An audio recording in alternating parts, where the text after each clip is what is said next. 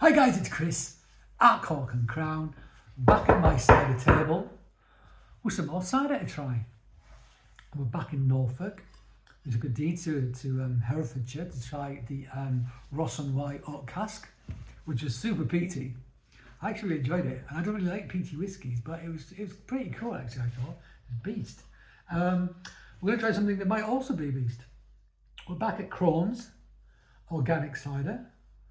Here we go, different coloured label again. This is their rum cask cider and it's at 6.9%, so it's a big one.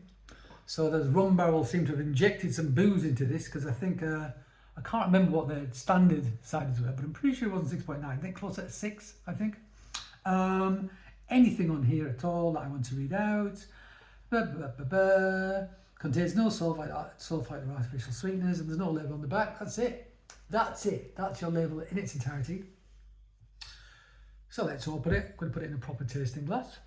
So let's open it and try it. It's still. So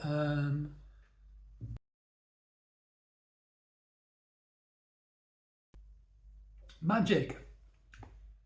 So two things happened.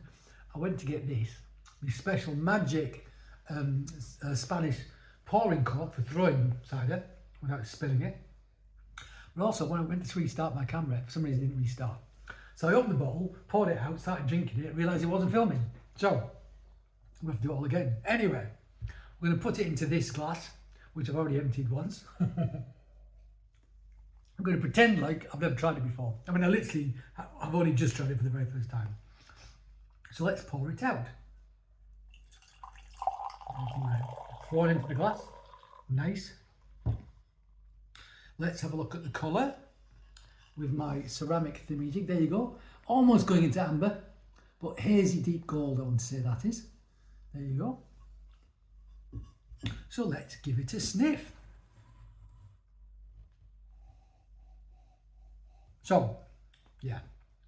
There's apple character there, like sweated apple character, an eating apple character. There's maybe the merest hint of rum, but there's a definite sheepy element to it. I'm not in that derogatory way. I think I got it off some of their other sides. I'm going to look back and put the number of the film on here because it was only 2-3 films ago, I'm sure. But there was a sheepy element. I'm getting it on this as well. It reminds me of there's a French cheese called Peraille, soft sheep's cheese, and that gets super sheepy. I mean, like intensely sheepy. Some people just can't deal with it. Some people think it's amazing. I really like it. It just makes me laugh. It's intense. It's like passing out on a sheep farm, you know, in a puddle and waking up. Sheep, you know, or North Yorkshire moors when it rains and the sheep about grazing. You get that kind of sheepiness. It's got that. It's got that. It's not like a lanolin-y thing, but it's like a sheep element. It's really cool. I think it's cool. Highly unusual. It's quite rare to get that in a cider, but I'm getting it. And it's not the first time I've got it from Crone's, so I'm not sure what's causing it. Is it the yeast possibly? I'm not sure. Malolactic fermentation, maybe? Not sure. But it's not super rum. It's not super rum character. Let's try it.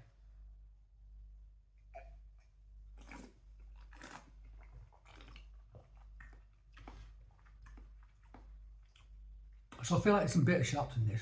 I feel like I'm getting some astringency, tannin on the teeth.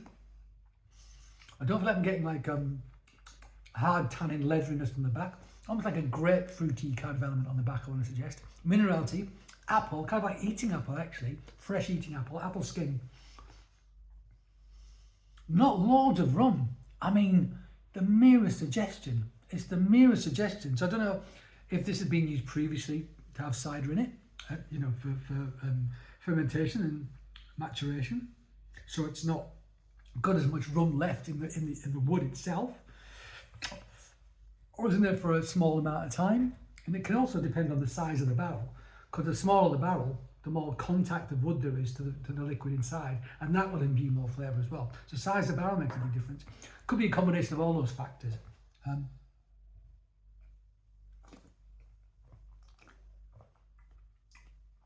Yeah, there's a mere suggestion of booziness. It's really subtle. It's just there. Nothing like as intense as the whiskey one that they made. But even that was pretty delicate. This is more delicate. Tasty. does not feel like 6.9. It hides its alcohol very well, dangerously well, I want to say. Yeah, very organic nose. It's really interesting. It's really interesting. A hint of like phenolics about it as well. I like it. It's definitely unusual, but I'm going to drink it all.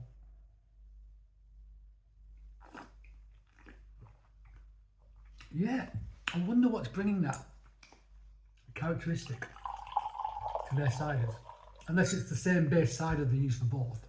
Therefore, it's coming from the base side rather than the barrel. Therefore, you know, they both have it. I feel like it's diminishing a little bit, but it's still there. This is a nice cider. They're good cider makers. They're nice people. It's good stuff. And it's very small production. It's hard to get hold of.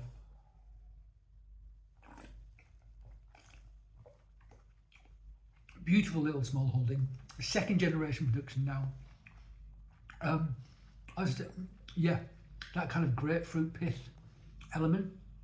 Maybe getting a bit more like orange, fresh pressed orange juice now. It's one of the dabinets, something in this. Small holding. They don't grow their own fruit. They buy it from surrounding orchards, but they're buying good fruit, all licensed organic. For me, I don't really care if it's organic or not. It's not a big deal for me. I think many people are basically organic but don't want to jump through the hoops that are set by the Soil Association. Quite rarely, you know. But when people do, you know, they're going the extra mile to do it, and that it's nice in itself. But when you're making things like cider, wine, beer, you know, cheese, it's a transformative process. So the base ingredient, you know, has to be good for the final product to be good, but also the skill of the cheesemaker, the cider maker, the winemaker, the brewer has to be good as well. Otherwise, that good base product is worth nothing. You know, I could go to a very expensive food shop, buy all the most expensive ingredients, come back home and cook a terrible meal because I'm a bad chef, not because the ingredients are bad.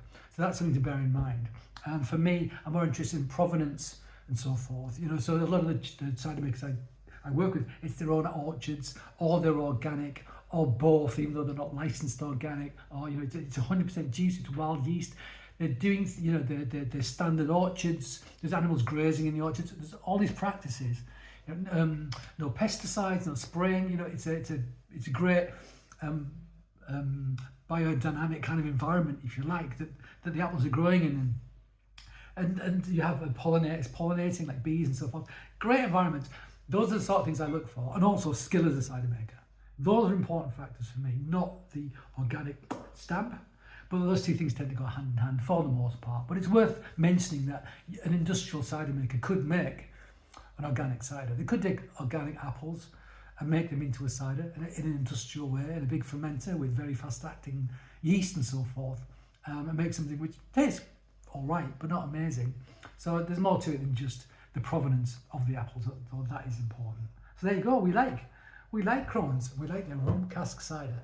So there you go, guys. Thank you for joining me at my cider table.